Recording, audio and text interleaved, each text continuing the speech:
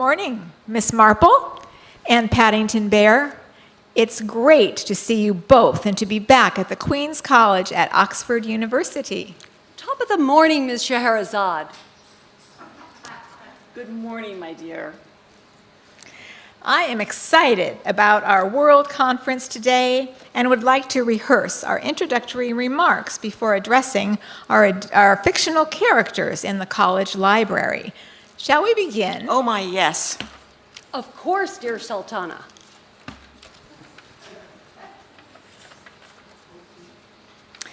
Here we go. Welcome, fictional characters, to the annual conference of the International Organization for Literary Social Work. Our mission to promote the holistic welfare of fictional characters has not changed since I established this group in 1850. For you new members, I am Scheherazade, the Sultan's wife and storyteller from 1001 Arabian Nights. And I am Jane Marple, Agatha Christie's English detective. I expanded our organization's coverage in 1950 to include fictional characters in unpublished literary works. I invited hundreds of fictional detectives and spies to search inside desk drawers, file cabinets, and under mattresses to find and bring emotional assistance to unpublished characters. And today, we are announcing a new expansion. Thanks to some groundbreaking research by Paddington Bear, created by Michael Bond, we can now offer substantial emotional support to fictional characters that were deleted by their authors for many different reasons before their works were finished. Yes, for the first time in history, characters who did not make the final cut can find support groups all over the globe. In fact, Peter Pan, a tireless worker, has flown thousands of miles to gather a group of 8 isolated, deleted characters for such a meeting tomorrow in Palo Alto, California. That was perfect, friends. And now to the library to spread the word.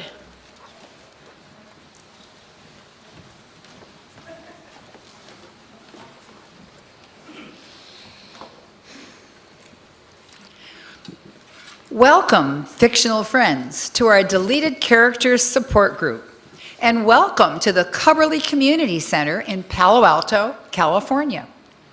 My name is Emma, and I am a credentialed literary social worker. Let's start by introducing ourselves. All of you share one thing in common. You have been deleted from a manuscript by your author, playwright, or poet.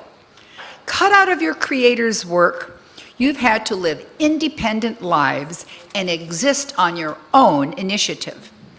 Let's start with the mouse among us. Yeah, what's with the mouse? Why is there a rodent here? Maybe Emma plans on reading Of Mice and Men tonight. I read that in high school. You are Hazel and Chase, right? Our organization supports diversity. Many characters from children's and adult stories are depicted as animals, but really people in disguise. Like Aesop's fables. And George Orwell's Animal Farm. We read that last year. Exactly. Go ahead, Miss Mouse. Well, my name is Granny Mouse, and I live in a cabin in Lake Tahoe, California. My author wrote children's picture books. In these stories, I live with my daughter and her husband and my 4 grandchildren. We skied in the winter. We sailed in the summer. The artist drew pictures of us wearing red mittens and matching hats. Our scenery was exquisite. Our cabin was. Boring talk, keep talking, boring talk. Danny, please, go on with your deletion, Granny Mouse. Well, for the 4th book in our series, the author cooked up a bit of drama for the preschoolers. He moved my daughter's family to Manhattan and kept me in California. After a while, the children forgot about me, and I've not appeared in future stories, and I'm lonely. Do you still have your well-drawn cabin and your bright red mittens? Yes, I do. But it's as if I were frozen in time. My feet are stuck to my little doormat. My hand is caught in the middle of the byway. And the taxi's perched on the edge of the driveway, and my beautiful family inside. Now, characters, at this point, we're all supposed to say, "We'll support you, Granny Mouse." We'll support you, Granny Mouse. Next character, please. My name is Chase, and I was a college freshman in a romance novel from the early 1960s. Ancient history. Sir, I am a fairy tale king from the 13th century. You certainly don't know your literary history very well. I'm in the theater, actually. My name is Danny. I'm a millennial. Baby boomers are prehistoric. Anyway, I was the first boyfriend of this high school girl from Oklahoma City. I cheated on her, and the author begged me to behave, but I wanted to sow my wild oats. So the author created a nicer boy and wrote me out. She was way too attached to the girl, if you ask me. No one considered my point of view. And what is your point of view? It's a free country. Have you ever heard the expression, characters plan and authors laugh? We'll support you, Chase. And now, Shizu. Yes, I am Chizu, and I was born in a beautiful Japanese haiku poem. I didn't get many lines, but I was surrounded by lovely sounds. Hey, you was lucky. I come from a noir mystery set in the Bronx, and I ain't never heard pretty language at all. So, why are you here? Could you? Shizu. It's a lovely name. Well, my poet came out of his gay closet. He crumpled the poem with me inside of it and replaced me with a dapper gentleman. Ouch, I think that getting crumpled means the same thing as being deleted, but it sounds worse. It was horrible.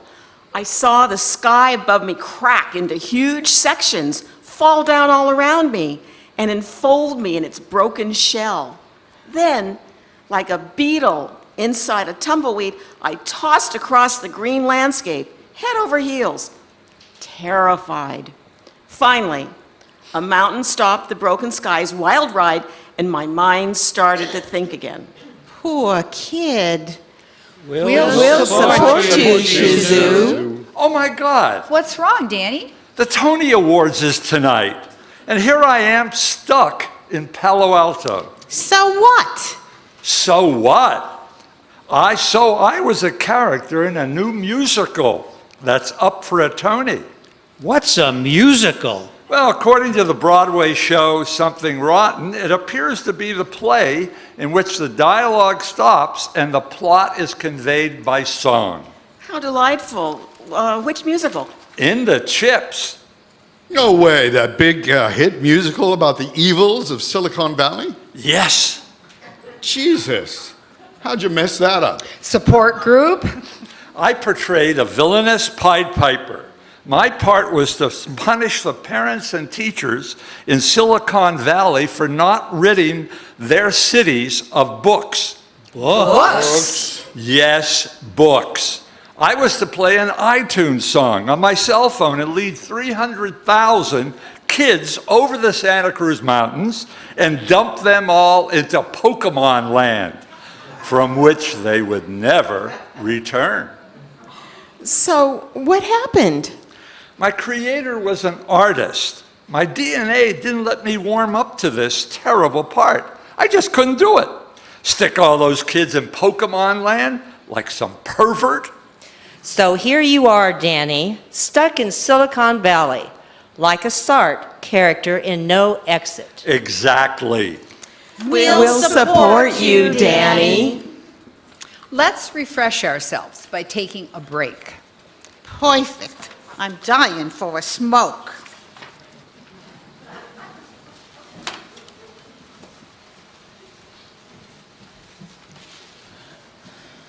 Hi, mind if I join you?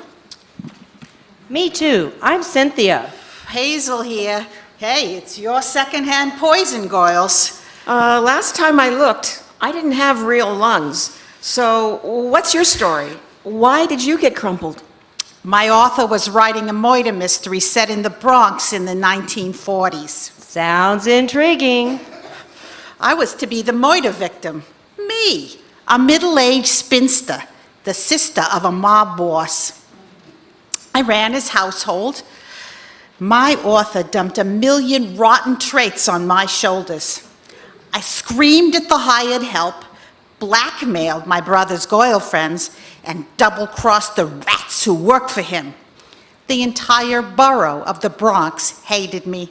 Boy, that's harsh. Tell me about it. So then, my own author, she began to hate me. She worried that even her readers wouldn't care if I croaked. I was so damn unlovable that I wasn't even nice enough to be murdered. One rainy night, she ripped me out of her typewriter and tossed me into the wastebasket. She didn't crumple me up, however. She slid my pages easy-like down into the wastebasket and sighed with relief. So, you were cut off because of the readers. The readers, yeah, the lousy gods of our damn world. I wasn't crumpled either, but I can't tell my story tonight. Oh, that's okay, honey. No one is forcing you to share. You'll warm up to it. I think I've already warmed up to the fairy tale king. He looks like a U.S. senator. Very distinguished. Ladies, we are reassembling.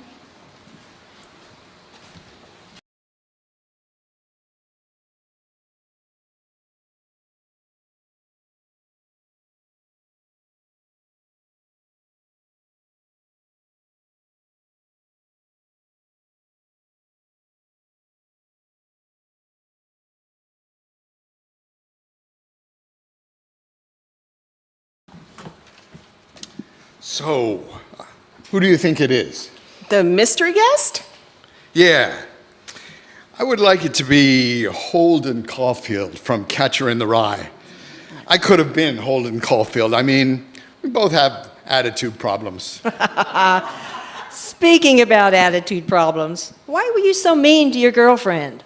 Oh, I don't know. She was pretty enough and smart.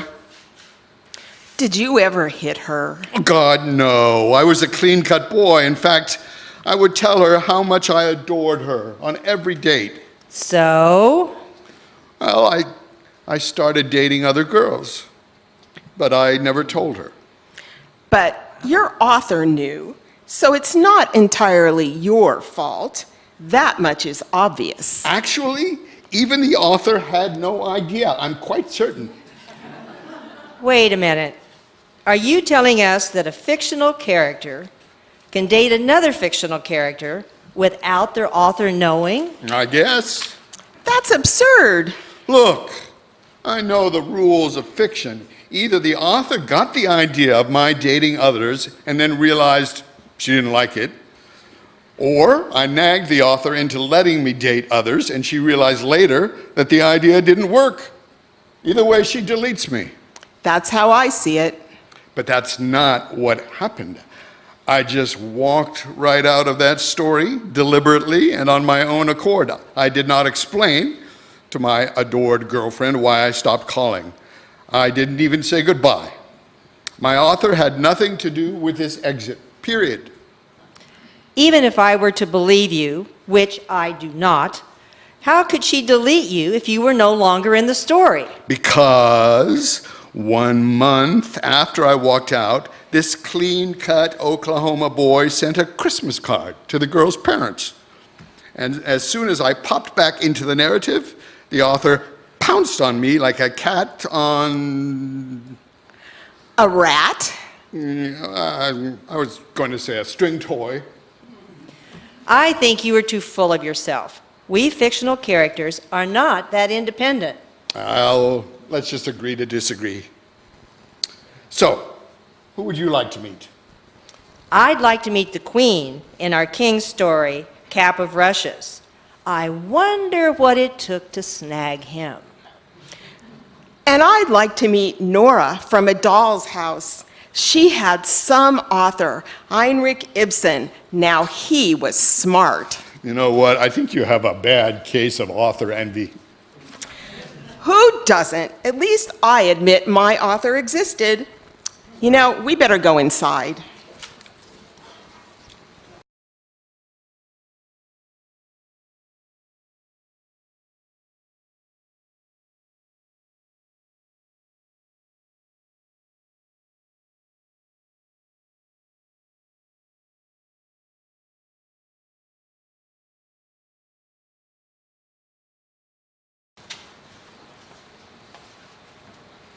I'm so pleased to be at Donwell Abbey for a few days, but I do hope Mr. Knightley returns soon.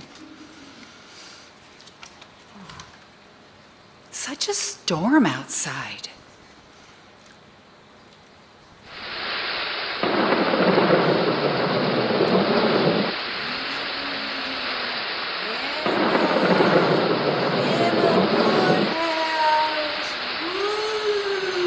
What is this apparition I see before me?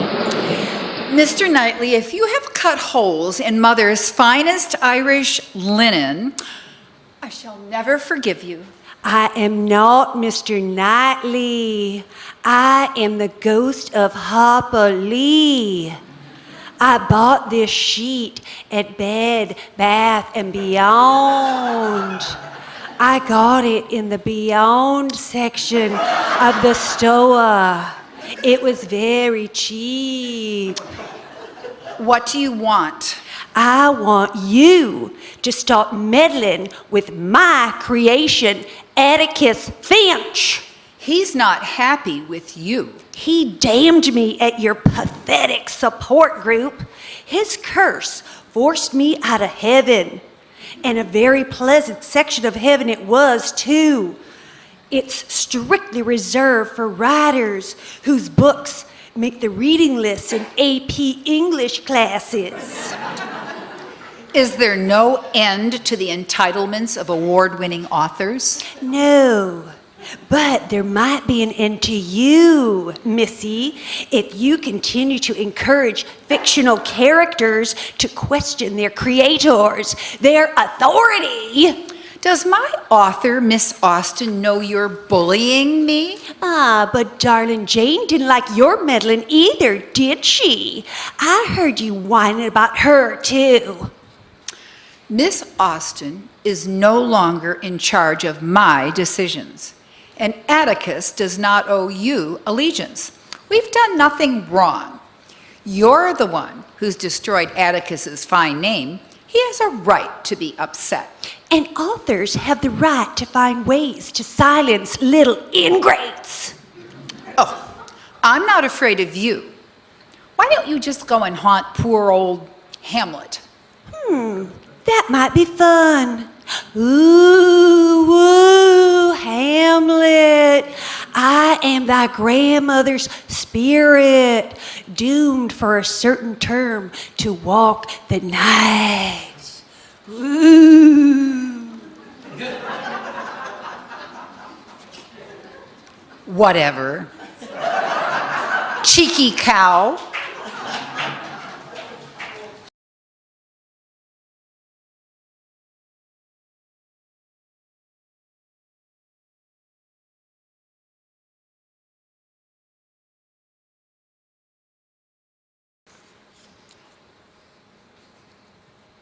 Welcome to the Chicago Public Library. Children's room first. Yes, but there's only one problem. It looks like the library is closing tonight at 6 p.m.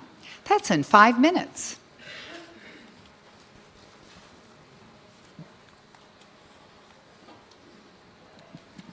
Hello. Can I help you? We're about to close. You can see us?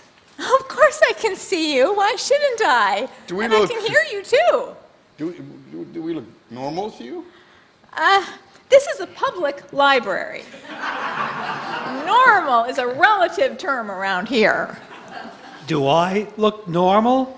You look like a fairy tale king to me, and that's a compliment. You're right. He is a fairy tale king. You must be the children's librarian. Karen Sue Ellerman at your service. Emma Woodhouse at your service. Yes, I can see you're dressed as a Jane Austen heroine. Are you in a theatrical troupe or something? Closer to or something, sweetheart. We are fictional characters. Emma is the original version of the Jane Austen character. She's not an actress. She's not even a real person. What? It is true, Miss Ellerman. Oh, Karen, please. Karen. I'm actually the paper and ink version of Emma Woodhouse. My friends here are deleted fictional characters, and we came here to talk to you. You mean the characters that authors scrapped from their manuscripts? That's us. How do you know about each other? Paddington Bear brought us together. And Peter Pan. That is so cool. How does she see us? I've read, Violet, that children's librarians are a little different from most readers. For example, they really believe in Tinkerbell. Well, why don't you all come in? I'll sneak you into the community room and then we can talk. How exciting. Here we are. Everyone take a chair. Let's sit in a circle. Sit in a circle? I can't believe I said that to a bunch of fictional characters. Have you ever seen a fictional character before? Well, yes, usually only when I read. When I read, I see an entire movie in my mind's eye. But I've never seen one of you before with my eyes' eye. Is that a large stuffed mouse over there in that chair? I beg your pardon. Oh, you can talk. I think maybe I've done one too many puppet shows.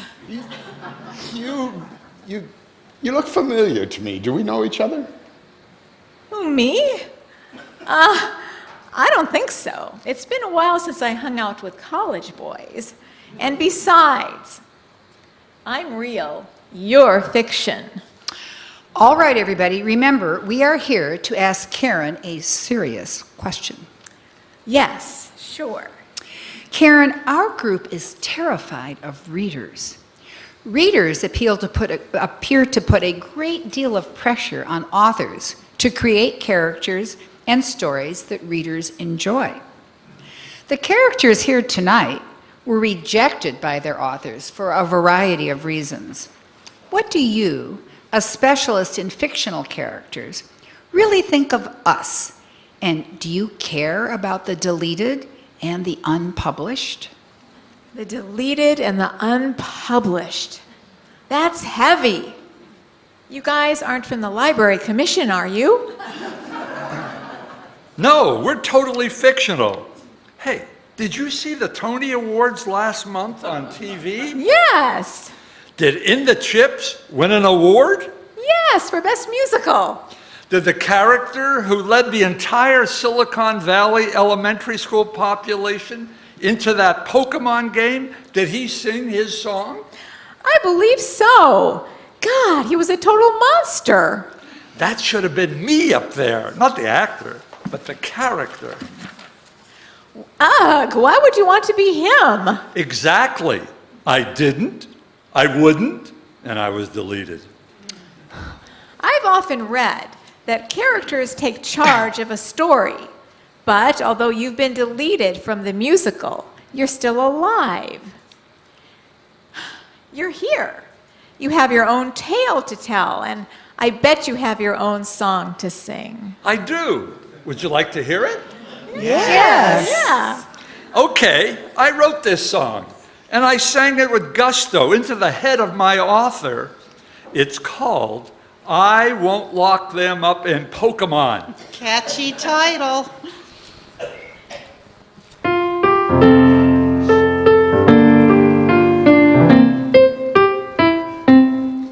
I will put kids on bobsleds. I will put kids on swings. I will put them in Juilliard to act and dance and sing. I will put them on beach trails so their toes can feel the sand. But I won't lock them up in Pokemon. Oh no, not Dan.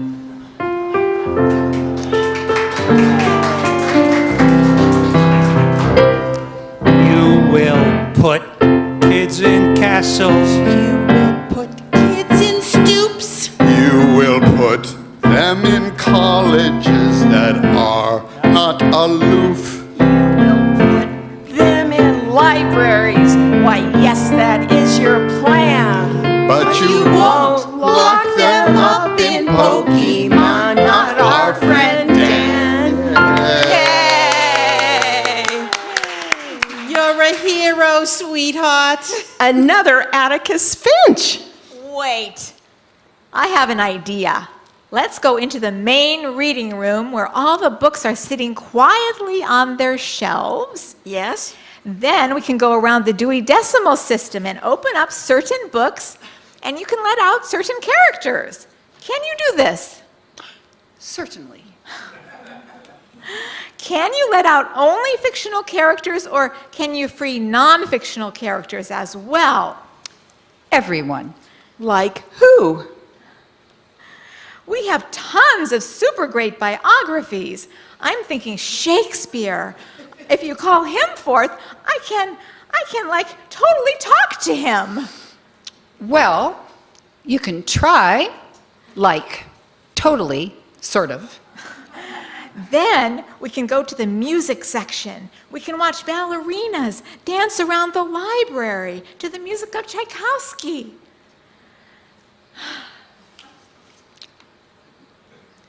But looking at that handsome college fellow again, I'm Chase. I still think you look familiar. silly boy. We also have CDs and the Beatles and the Beach Boys.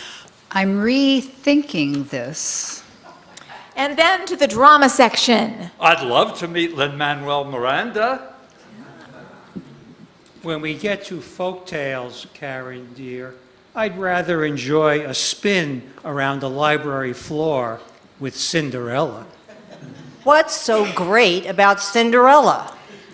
Emma, I just had the best idea of all. I'm going to bring my book bag, and when we get to fiction, I'll go straight to the H section and find a book called The Scarlet Letter.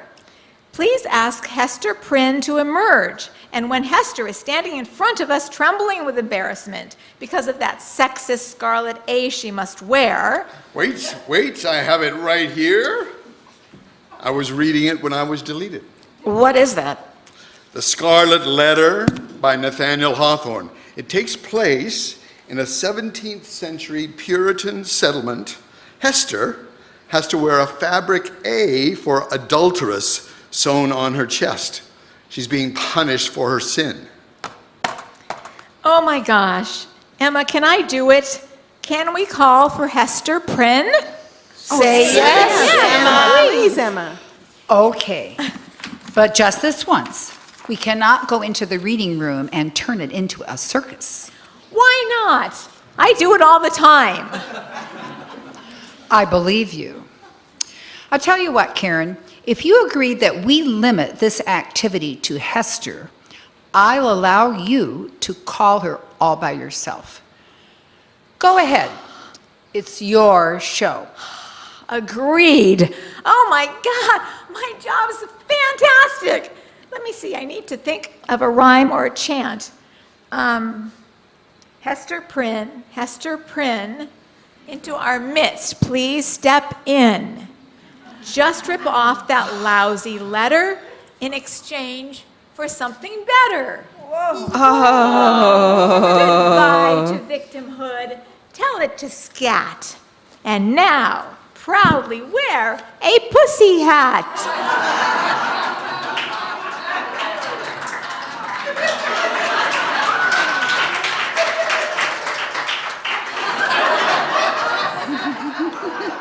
Go, Hester! Karen, dear, you've been a charming host, and I can see that you are sincerely adoring all literary characters. You've lifted our spirits and answered our questions, but we simply cannot impose on you one moment longer. This has been a great class, Emma. Thank you. Karen, good night, all.